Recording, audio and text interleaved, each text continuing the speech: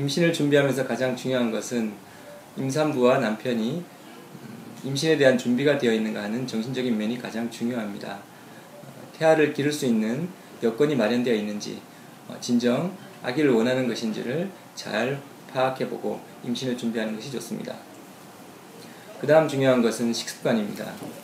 평소 여러가지 영양분을 골고루 섭취해 왔는지, 내가 먹지 않는 영양분은 없는지를 확인해 보는 것이 매우 중요합니다. 또한 엽산은 굉장히 중요한 영양 중에 하나이기 때문에 충분히 공급해 주는 것이 중요합니다. 커피를 자주 마시는 경우라면 커피를 제한하는 것이 좋습니다. 커피는 카페인 용량에 의해서 제한되는데 임산부는 하루에 약 200mg 이하의 카페인을 복용하시는 것이 좋습니다. 만일 커피를 여러 잔 복용하시는 경우라면 점차 줄이셔서 한 잔 이하의 커피로 제한하는 것이 좋습니다. 세 번째는 운동입니다. 임산부라고 해서 운동이 너무나 제한되지는 않는데 가벼운 운동이나 걷는 정도의 운동은 충분히 하여주는 것이 좋고 일주일에 3회에서 4회 하루에 30분에서 1시간 정도의 운동을 하여 우리 몸이 임신에 잘 적응할 수 있도록 도와주는 것이 좋습니다. 네 번째로는 산전검진입니다. 임산부의 몸이 태아를 기르는데 문제가 없는지 또는 풍진이나 간염처럼 백신을 하여야 하는 경우가 있는지를 파악을 하는 것이 좋고 임산부의 여러 장기가 태아를 기르는데 적합한지를 파악해 보는 것이 중요합니다. 임산부는 임신 후 매월 체크해야 되는 여러 가지 사항들이 있습니다. 먼저 임신 직전이나 직후에 산전검진을 합니다. 물론 계획 임신하면 가장 좋겠지만 계획하지 않은 경우는 임신을 확인하는 순간 산전검진을 하여 산모에게 필요한 여러 가지 의학적 처치들을 받는 것이 좋습니다. 또한 임신 중에는 매월 혈압과 몸무게를 체크하게 되는데요. 지나친 체중의 증가를 제어하고 갑자기 혈압이 오르거나 하는 것을 면밀히 검토해야 합니다. 약 12주에서 14주 정도에서는 기형아 검사를 하게 되며 16주에서 18주 사이에도 기형아 검사를 하게 됩니다. 20주가 넘어가면서 정밀 초음파를 보게 되는데 이는 태아의 장기를 하나씩 훑어보아서 태아의 장기가 기형이나 이상 소견이 있는지를 파악해 보는 것이 좋습니다. 24주에서 28주경에는 임신성 당뇨 검사를 합니다. 임신성 당뇨 검사는 임산부가 임신 중에 당뇨에 노출되기 쉽기 때문에 반드시 하여야 하며 이는 임신성 당뇨에 이완되었을 경우 태아에 치명적인 영향을 미칠 수 있기 때문입니다. 36주가 넘으면 막달 검사를 하는데 이는 임산부가 태아를 출산할 때 출혈성 경향이 있는지 또한 임신 후반부에 변하기 쉬운 여러 가지 사항들을 보는 것입니다.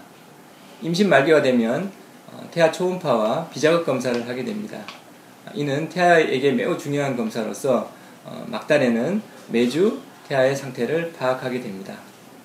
이 같은 검사를 함으로써 태아가 임신 중에 생기는 문제들을 빨리 발견하고 조기에 이를 해결하기 위함입니다. 임신 중에 먹는 것이 임신성 당뇨 발병에 매우 중요한 영향을 미치는데요. 임산부는 정제되지 않은 곡식을 먹는 것을 피하는 것이 좋습니다. 즉 잡곡밥을 먹도록 권유하는 것이죠. 또한 흰 밀가루로 된 여러 가지 빵이나 과자 등을 많이 섭취하시게 되면 갑자기 혈당이 변화하게 됨으로써 임산부가 임신성 당뇨에 노출되기가 쉽습니다. 그래서 임신 중에는 체중을 잘 관리하시고 또한 혈당이 지나치게 올라가는 여러 가지 상황들을 피하시는 것이 좋습니다. 두 번째는 임신성 고혈압입니다. 임신성 고혈압은 흔히 임신중독증이라고 보고되어 있는데요. 일반인들이 임신중독증이라고 부르고 있습니다. 임신중독증은 발병 시 매우 태아에게 위험하게 됩니다. 증상으로는 혈압이 갑자기 오르게 되고 체중이 며칠 사이에 갑자기 증가하는 현상이 일어납니다. 이는 태아와 엄마에게 매우 치명적인 영향을 미치는데요. 가장 중요한 것은 빨리 발견을 하는 것입니다. 임신성 고혈압은 대부분 임신 말기에 일어나게 됩니다. 그래서 임신 말기에는 여러 차례 검진을 받게 되는데요. 검진을 할 때마다 혈압과 체중을 체크함으로써 또 필요하다면 소변 검사를 함으로써 소변 내에 단백질이 검출되는 것을 빨리 발견을 하여 진단을 하고 또한 그 진단에 따라서 빠른 처치를 함으로써 엄마와 태아의 몸이 건강하게 유지할 수 있도록 도와줍니다. 최근 모 연예인의 부인이 임신 중독증에 노출됨으로 인해서 곤란을 겪었다는 보고가 되기도 하였습니다. 임신 중독증은 빨리 발견하면 잘 치료될 수 있는 질환이니만큼 깊은 주의를 요합니다. 또한 임신 중 여러 가지 질환들은 발견이 쉽지가 않습니다. 임신으로 인한 증상과 질환으로 인한 증상이 중첩되기 때문에 감별하기가 쉽지 않은데요.